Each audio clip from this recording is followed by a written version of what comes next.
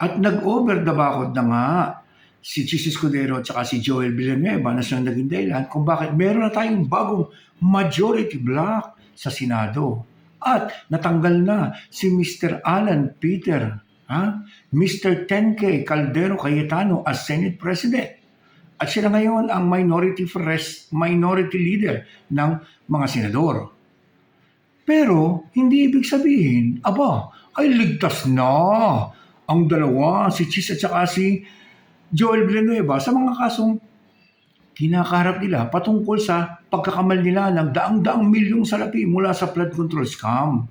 Hindi pwede at hindi tayo papayag ng mga ordinaryong mamamayang Pilipino na dahil lamang bumaligtad sila, nag-over the bakod, at siyang naging dahilan sa pagbagsak ni Alan Peter Cayetano at saka ng mga DDS majority nung nakaraang linggo, ay ibig sabihin ni kukonsintihin na natin na sila makaligtas sa kanilang mga kasalanan, sa kanilang mga responsibilidad sa batas. Hindi pwede yun. Kaya dapat lamang nating paalala sa ombudsman, sa gobyerno ni Bongbong Marcos Jr., sa DOJ at sa lahat ng responsable na ang mamayang Pilipino ay nagbabantay.